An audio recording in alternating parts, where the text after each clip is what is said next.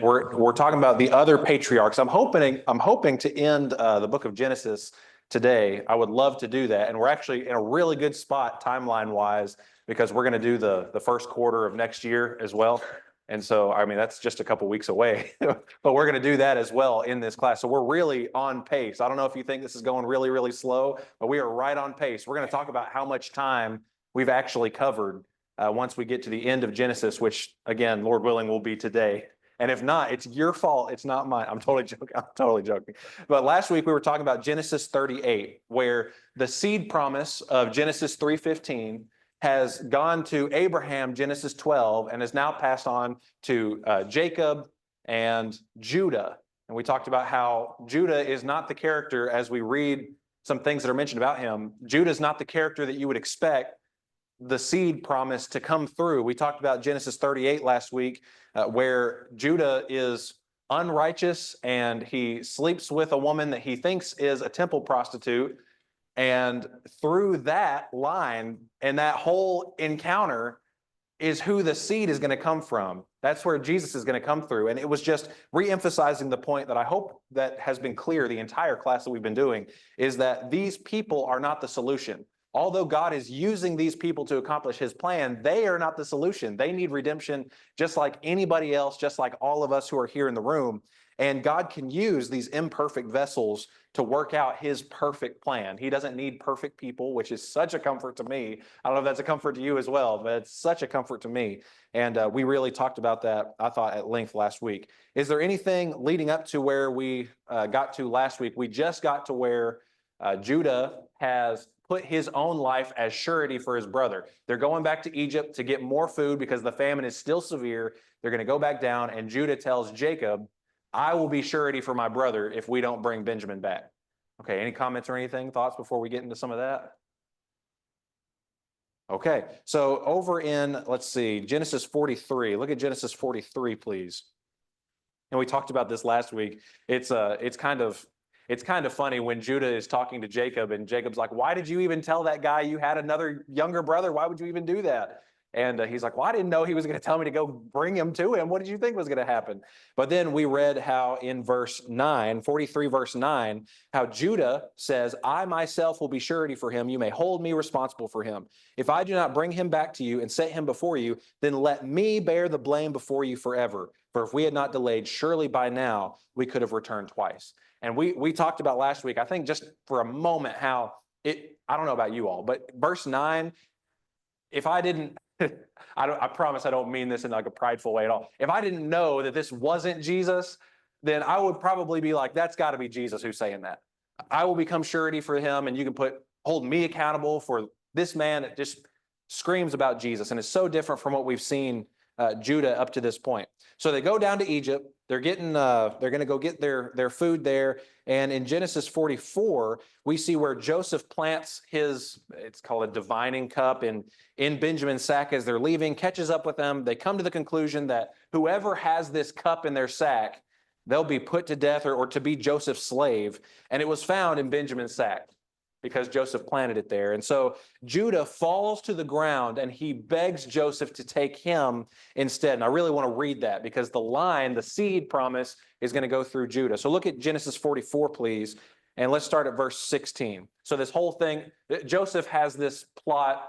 He's the one who orchestrated this. He already knew what the actual truth was, but Judah doesn't know that. And so this is what Judah says.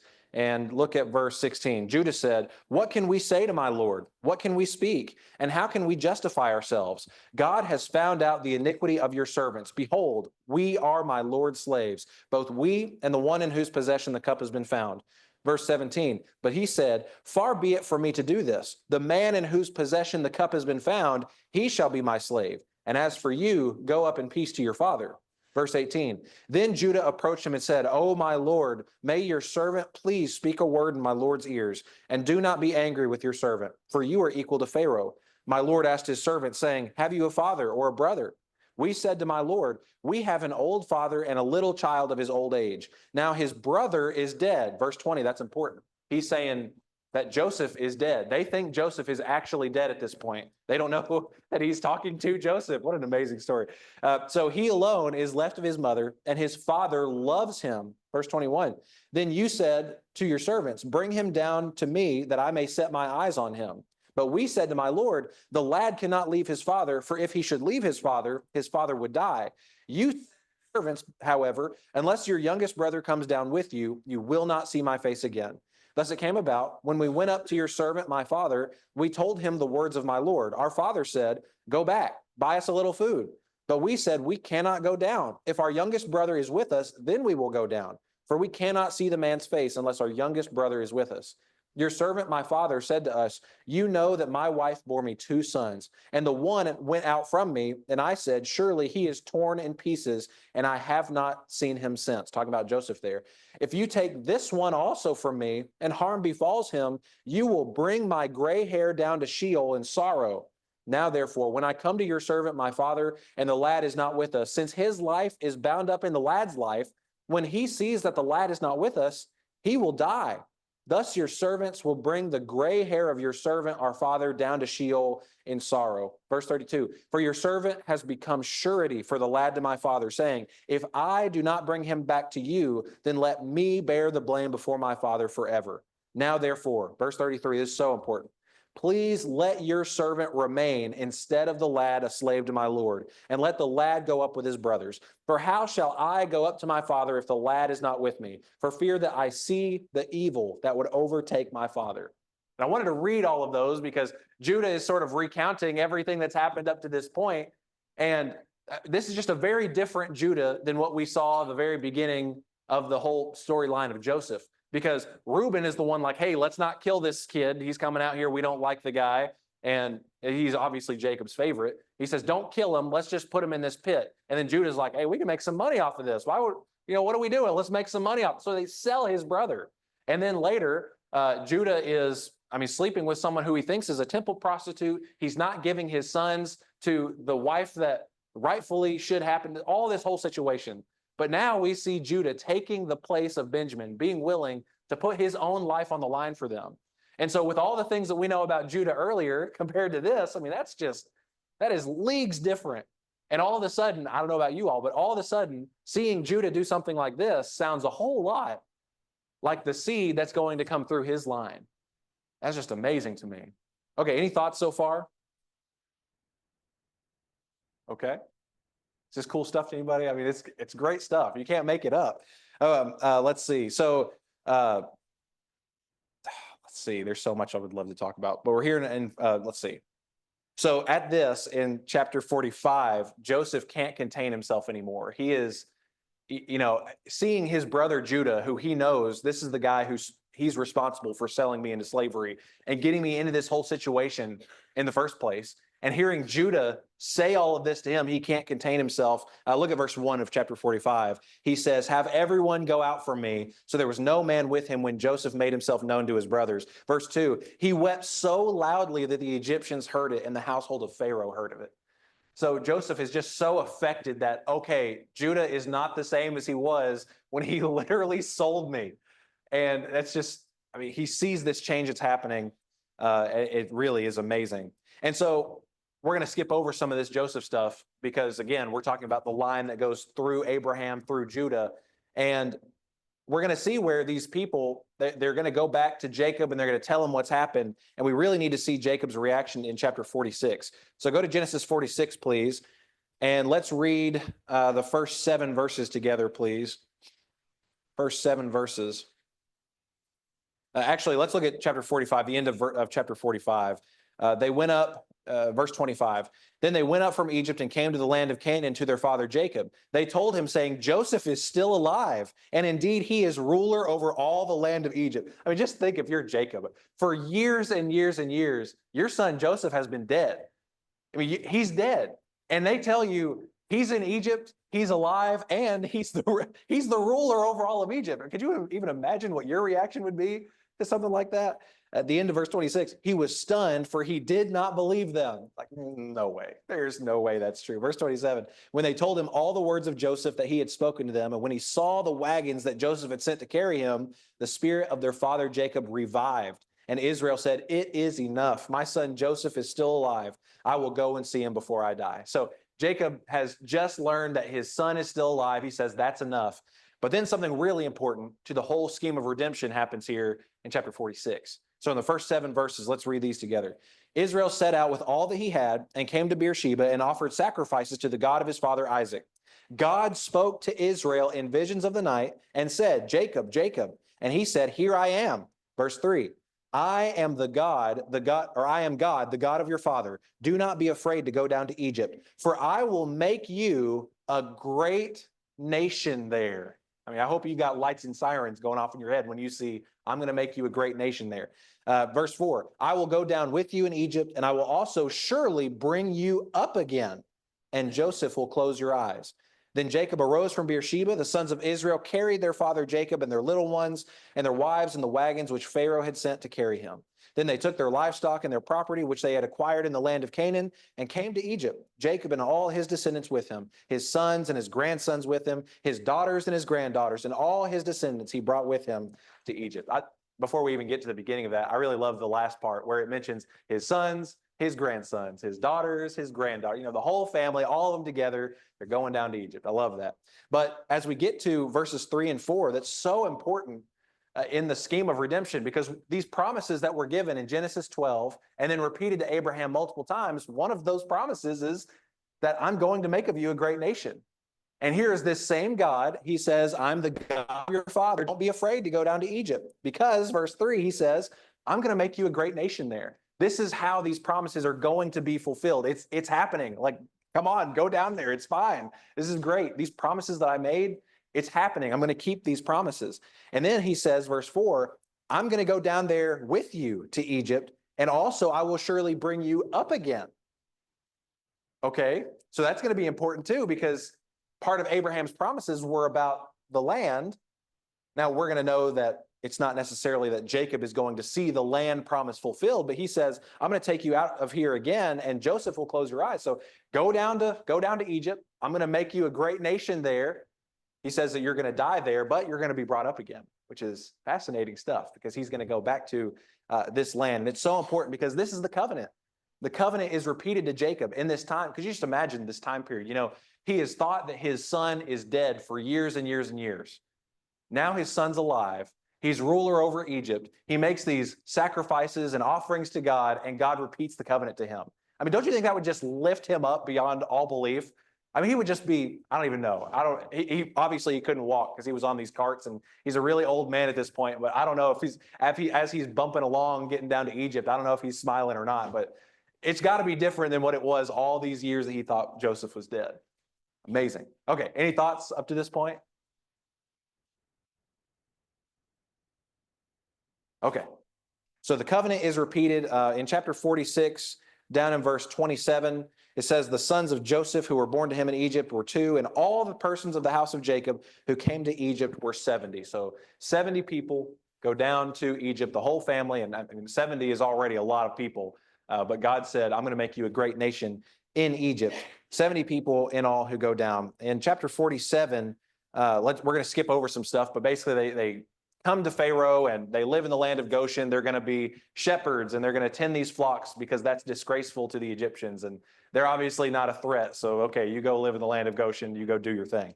But in Genesis 47, look down at verse 28, please. Down to verse 28, Genesis 47, 28. And we're going to see here that Jacob he's going to give some instructions. Let's just read it. Or he's going to give some instructions here. In Genesis 47, look down at verse 28. Actually, look at verse 27. This is important too. Israel lived in the land of Egypt in Goshen, and they acquired property in it and were fruitful and became very numerous. So they're already getting very numerous. Verse 28, Jacob lived in the land of Egypt for 17 years. So the length of Jacob's life was 147 years. When the time for Israel to die drew near, he called his son Joseph and said to him, please, if I have found favor in your sight, place now your hand under my thigh and deal with me in kindness and faithfulness. Please do not bury me in Egypt. But when I lie down with my fathers, you shall carry me out of Egypt and bury me in their burial place. And he said, I will do as you have said. He said, swear to me. So he swore to him. Then Israel bowed in worship at the head of the bed. I love this. So he tells him, don't bury me here in Egypt. This is not where I'm supposed to be. And remember, God had just told him a couple of chapters ago, I'll raise you up again. Joseph is going to close your eyes. So it seems like Jacob understood, okay, this is not that I'm going to go back and live in the land of Canaan, but that, my body is going to be put back, with my father's. And that's exactly what he says. He makes Joseph swear to him that he would do this. And so he does. And I just love verse 31. He bowed and worshiped at the head of the bed. He likely can't walk at this point. He's a really old man. And on his bed where he is, he worshiped. I think that just says a lot about him. I love that. Okay, any thoughts so far? Yes, sir. Yeah.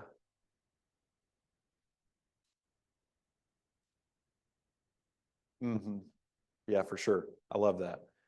Anything else? Sorry, anything else? Okay. So he promises that he will take his body away from Egypt. And in Genesis 48, this is really important too. So Israel, Jacob knows that he's about to die. And as you're about to die, I just imagine that that's when you want to tell the things that are important to the people you think are important, right? As you're about to die, it seems like, okay, this is the time to tell the things that are really important. And in chapter 48, as Jacob is about to die, let's start in verse let's see. Let's start in verse 1 here of chapter 48. It came about after these things that Joseph was told, behold, your father is sick. So he took his two sons, Manasseh and Ephraim, with him. When it was told to Jacob, behold, your son Joseph has come to you, Israel collected his strength and sat up in the bed. Then Jacob said to Joseph, these verse 3 and 4, like let this really sink in, verse 3 and 4. God Almighty appeared to me at Luz in the land of Canaan and blessed me. And he said to me, behold, I will make you fruitful and numerous, and I will make you a company of peoples, and will give this land to your descendants after you for an everlasting possession. Okay, so he knows he's sick. He knows he's about to die. And Joseph comes to him. And what does he think is really important for him to tell him right up front? These are the covenant promises that God told him. It says here, Luz in my version. Does anybody have something else there? The place? If you remember, it was formerly called Luz, but what did Jacob call it? Bethel. Yeah, somebody, I don't remember who said, yes, Bethel. And that's the place where God spoke to him whenever he was still a heel snatcher. And he says, okay, if you bring me back to this place and all these things go well for me, then you'll be my God and I'll serve you. And then as he's coming back and he's about to meet Esau, he's in Bethel again. And God repeats the covenant promises to him again. And he's like, all right, here we go. Makes an offering there, all that stuff. And so Jacob is recounting all of this stuff to Joseph. Look, I want you to know what's really important. God made these promises to me, and I want to tell them to you. And he tells them that, and it's wonderful. Here in chapter 48, and he tells them these promises, and then right after this, Joseph brings his sons, and he blesses them. And he actually does this. We don't really know exactly how he crossed his arms, but he blesses the younger more than the older, which is a theme that we also see throughout the scriptures quite a bit. But in Hebrews 11, verse 21, it says that Jacob knew God would accomplish what he said. Jacob knew, he had faith that God would accomplish what he said. So as he's lying on his deathbed and he's telling his son Joseph all these things that God had already promised him, he knew that God would accomplish what he said he would accomplish. He prophesies about his sons in Genesis 49 as he's giving blessings and prophecies here in Genesis 49. And it's really important, if you'll go to Genesis 49, look at verse 8, because we're talking about the seed promise of Genesis 3:15 being passed through Abraham, Isaac, Jacob, and now it's going to be passed through Judah because Reuben had slept with his father's concubine, and Simeon and Levi had brutally slaughtered men of Shechem, so they gave up their birthright. So Judah is now the recipient of the birthright. So look at this thing in Genesis 49 and verse 8. Talking about Judah, I mean, this is a forward-looking thing as well. It's not just right here now. It's forward-looking in this time period. Verse 8, Judah, your brothers shall praise you. Your hand shall be on the neck of your enemies. Your father's sons shall bow down to you. Judah is a lion's whelp. From the prey, my son, you have gone up. He couches. He lies down as a lion. And as a lion, who dares rouse him up? The scepter shall not depart from Judah, nor the ruler's staff from between his feet until Shiloh comes. And to him shall be the obedience of the peoples. Now to him shall be the obedience of the peoples. That's an interesting line. He ties his foal to the vine and his donkey's colt to the choice vine. He washes his garments in wine and his robes in the blood of grapes. His eyes are dull from wine and his teeth white from milk. So as we get to this section on Judah, I mean, there's some things that, is there anything in that that really just shouts out to you, forward reaching, that shouts out to you? Anybody? Almost every line, yeah. Yeah. Are there any specific lines in there?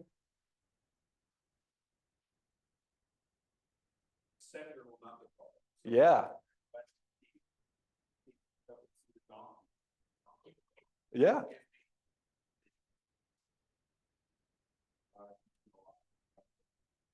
Absolutely. It's also like Psalm 2, he rules with his rod, the scepter will not depart from him. And I love that phrase where it's to him shall be the obedience of the peoples. He's still talking about Judah and the line of Judah, but you think about who comes from the line of Judah, it's Jesus. He comes from the line of Judah. And speaking of line, because I got a little bit of Southern twang in my speech, not as bad as some people hear, but anyway, line, some people might hear line and say that I'm saying lion, which it says Judah is a lion's whelp. And I don't know if your translation says something different. When I hear the word whelp, I usually think somebody's in pain, like someone's whelping, but that's not what that is. This is a strong young lion, a lion's whelp is. And in Revelation, the vast majority in the book of Revelation, Jesus is called the Lamb. But one time in the book of Revelation, he's called something else. The Lion of the tribe of Judah. I mean, come on. You can't even make this stuff up. It's talking about forward looking here to Jesus there. He's the Lion from the tribe of Judah. Amazing. So obviously when we're looking at this stuff, the seed promise is still very clearly in view, that Jesus is coming from this and he would rule and he would be the Lion of Judah. Okay, any other thoughts on this? I'm sure we could go into a lot more of those, but...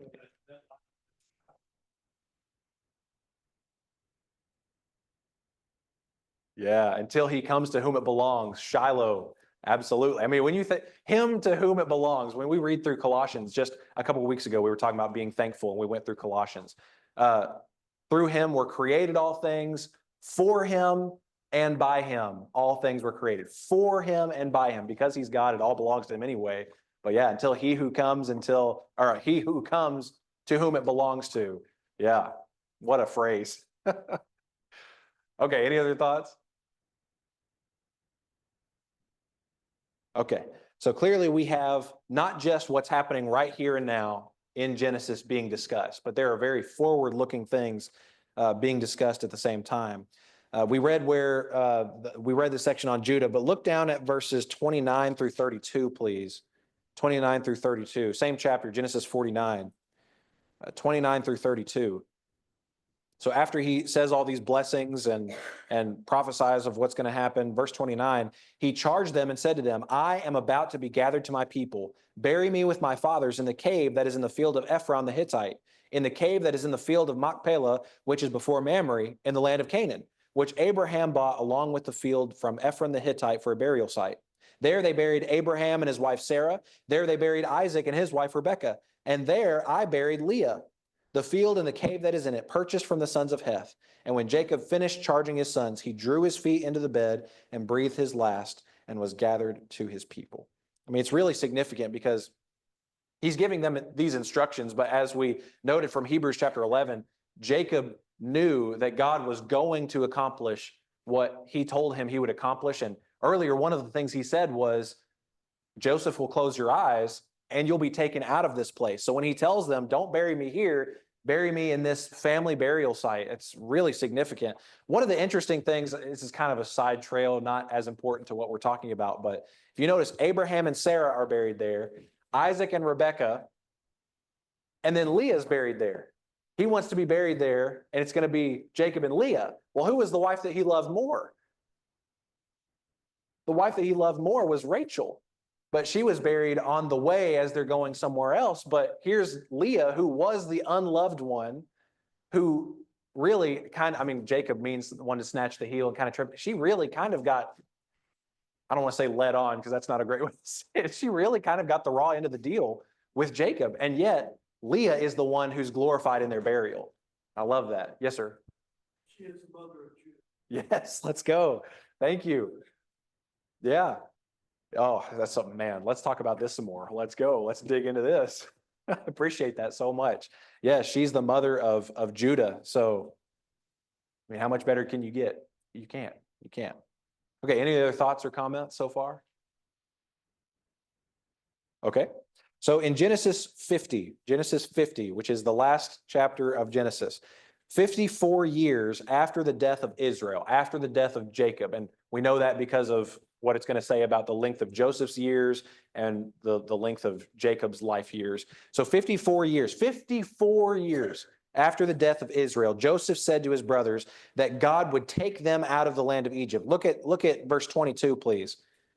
Verse 22, and we're going to read to the end of the chapter here. Joseph stayed in Egypt, he and his father's household, and Joseph lived 110 years. Joseph saw the third generation of Ephraim's sons. Also the sons of Machir, the son of Manasseh, were born on Joseph's knees.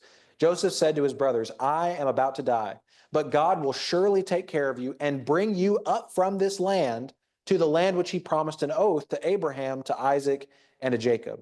Then Joseph made the sons of Israel swear, saying, God will surely take care of you, and you shall carry my bones up from here. So Joseph died at the age of 110 years, and he was embalmed and placed in a coffin in Egypt. And so this is really significant because, again, we skipped over this, but his brothers are kind of worried that, okay, Joseph is one of the rulers of Egypt, and maybe he's going to be mad at us now that Jacob's dead.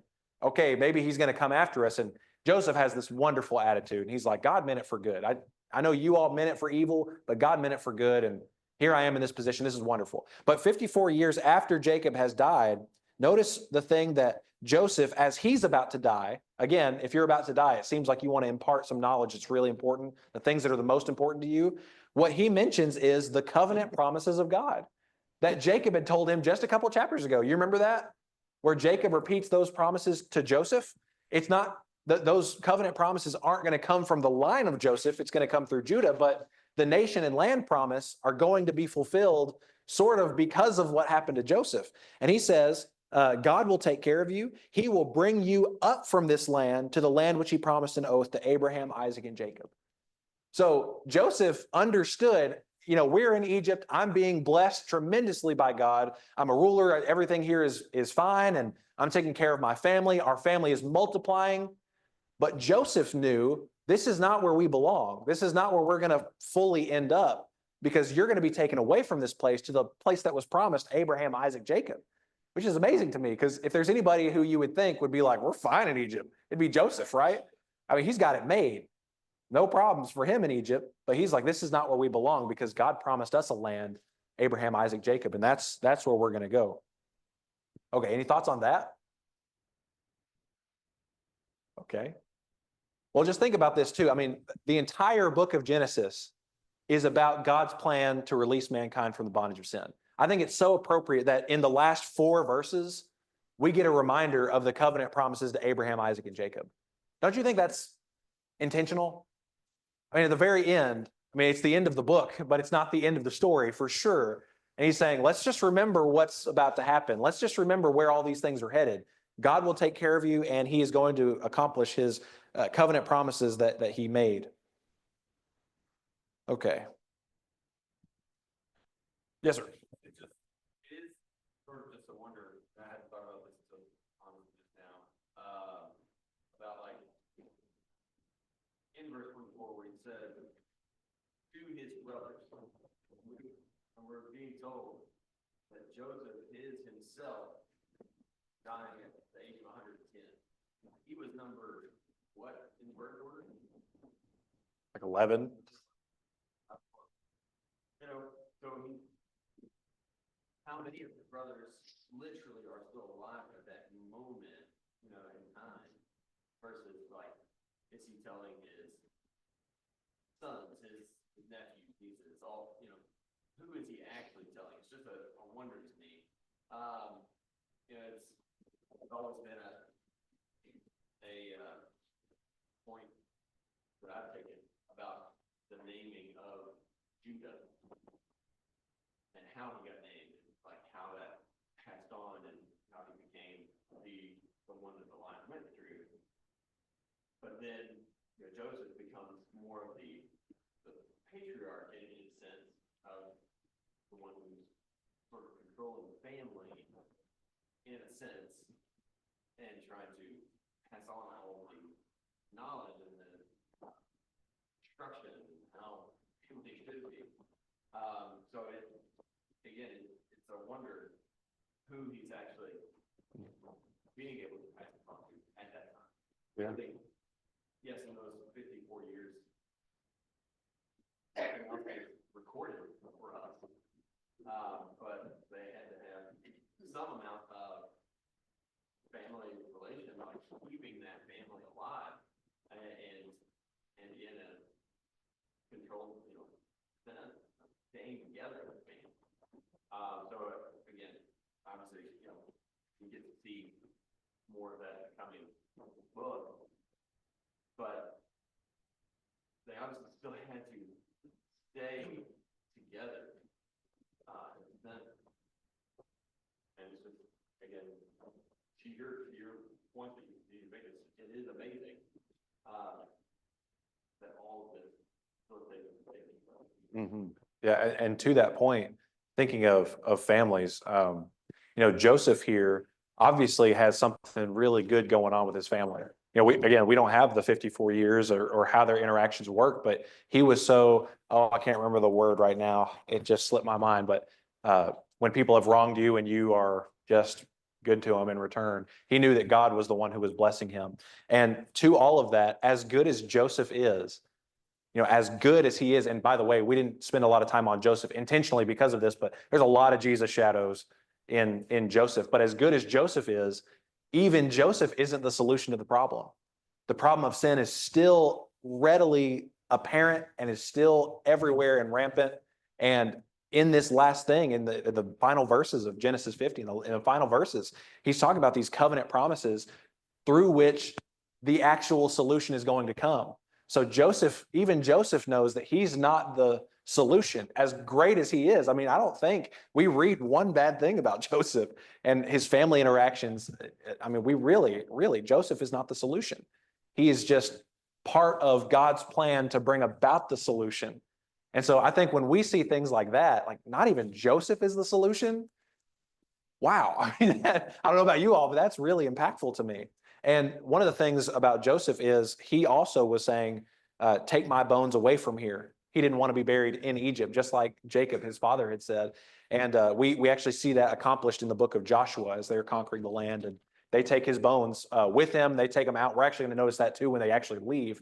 But he is buried away from, I think he's buried in Shechem, if I'm not mistaken. I think he's buried in Shechem. I could be wrong. Don't quote me on that one. But over in Hebrews 11, just again, talk about just how good Joseph was. We talked about the faith of Jacob in Hebrews 11 and verse 22. I'm actually going to read verses 21 and 22 so we can really read the verse about Joseph. Hebrews 11 verse 21, by faith Jacob, as he was dying, blessed each of the sons of Joseph and worshiped, leaning on the top of his staff. There's that one again for our NIV in the Old Testament. Verse 22, by faith Joseph, when he was dying, made mention of the exodus of the sons of Israel and gave orders concerning his bones.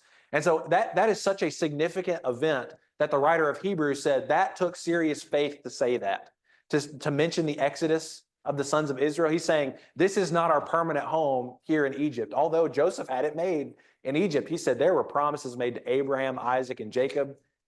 We're going to be taken out of this land because this is not where we belong. I think that's huge. Took a huge amount of faith. Okay, any thoughts on that? Yes, sir. God has plans for Isaac, all of them, and like that's not just them. Like we also have a plan that God has for us, so we should have trust in Him. Yeah.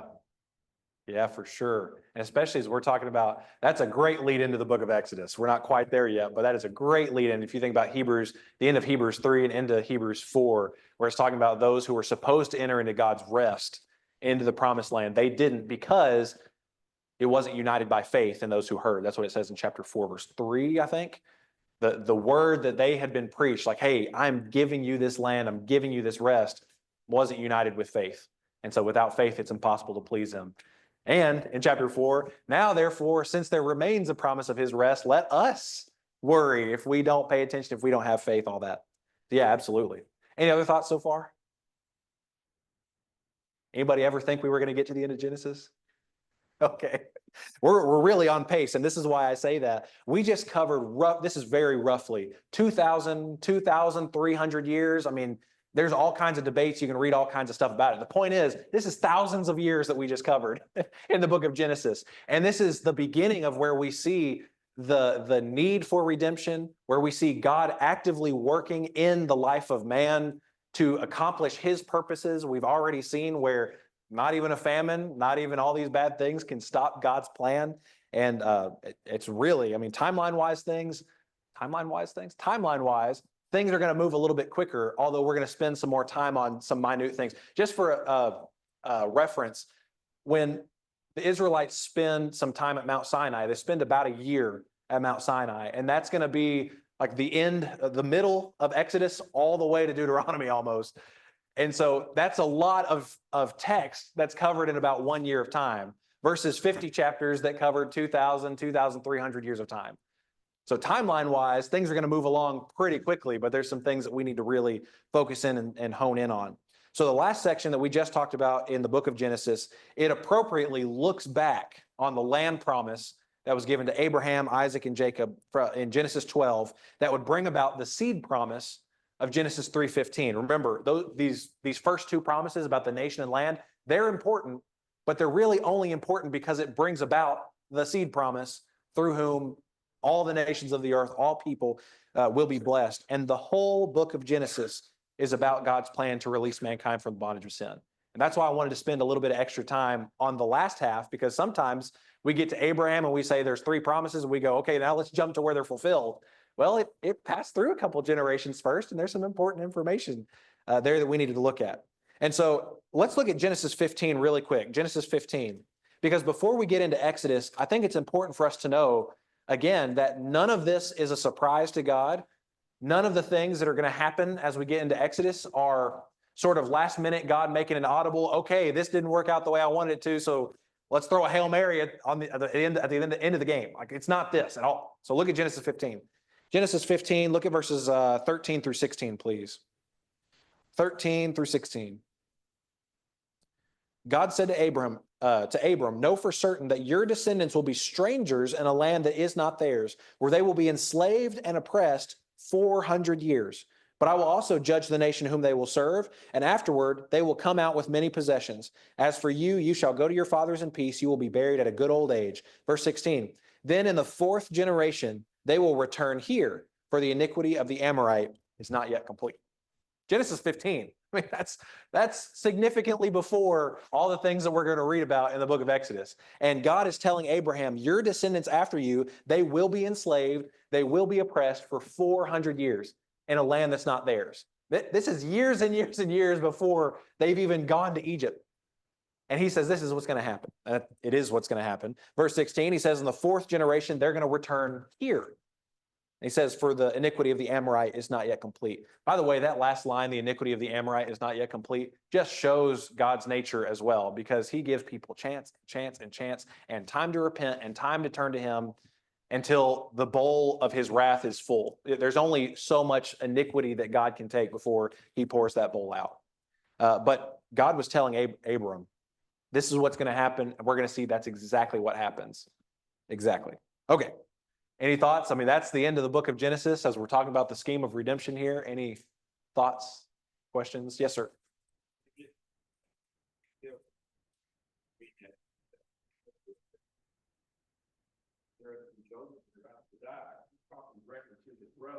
Oh, yeah. And then he's asking his brothers, I think, when he said the sons of Israel, I took that to continue the brothers that he was there for. He tells them, you're going to carry my bones. But he's buried with coffin and bombs. It's buried according to the Egyptian way. I'm sure a place of honor. But they do it. But it just strikes me because his brothers weren't around when that time comes for Moses to make sure they get the bones of Joseph. So that just kind of strikes me. Where it's important, it's told and passed down. They want to forget it. Yeah, absolutely. Yeah, absolutely. I mean, Caitlin tells me something we're going to do next weekend and I forget it by the next day. So, I mean, really, I mean, this was something that was so important to them. So let's keep passing this down. And that's a really good example for us as well. Yeah. Thank you for mentioning that. Anything else on Genesis as a whole? Appreciate it. That's terrified Mhm. because they're thinking, well, okay, dad's gone, Joseph might pursue some retribution for what we did. I mean, they still think about what they did. But he reminds them, truly of what God does in his plan. What he does is mentioned in verse 20. As for you, you meant evil against me, but God turned that evil into something good. And that's truly amazing. Mhm. In any situation, God can really turn, for his purposes into something good. And so, a kid in the pit is now the ruler of the world is a remarkable story. And God meant that to be for his purposes. Mhm. Same. Yeah, absolutely. And I'm glad you kind of zoomed out a little bit, just talking about the nature of God and how he interacts with man, because I think it's important for us to do just like a really quick review of all the stuff that we've seen, because 50 chapters, and we actually started before the foundation of the world. So we actually started before Genesis, which definitionally doesn't work because there wasn't a before the beginning, but with God there is. But before the foundation of the world, before anything was created, anybody existed, before God created anything or anybody, he already knew that Jesus was going to be the solution. He already knew what was going to happen. He already knew his plan and everything that was going to happen. We talked about that for, I think, like 2 weeks, right? Right at the very beginning. Really important point. Right from the beginning, God creates a perfect situation where man and God can live in perfect fellowship. Everything was good. There was not one thing bad in it. They were naked and unashamed. Then we saw the fall, where mankind chooses his own path. God says, here's this tree, don't eat from it. And here's this one. I mean, here all this other, go for all of them. You can have everything you want. Be fruitful, multiply, fill the earth, reign with me. That's basically what he says. Man chooses his own way, falls, and Genesis 3:6, that's the first sin. That is the fall the biggest fall that we could even imagine that affects all of us. And then Genesis 3:15, the promises to, it was Eve, and he says, there will be enmity between your seed he was talking to the devil, and he says, there will be enmity between your seed and her seed. And Genesis 3:15, he will crush your head, he will bruise your heel or strike your heel. That promise of Genesis 3:15 is the seed promise. The seed promise that passes through Abraham, Isaac, Jacob, Judah. It's going to keep on going. And that is the seed that saves all of us today. Really important, really amazing. And God does that. And we've noticed in the book of Genesis that this is real life, real people stuff, because people are imperfect. There's all kinds of weird and dumb things that we do. We make all kinds of mistakes. And yet, God doesn't require perfect people to work his perfect plan. That's a real comfort to me. Okay, any thoughts or closing things before we end? And the next week, Lord willing, we'll start in Exodus. All right. Well, we'll stop there. And next week, we'll start in Exodus. Thank you all.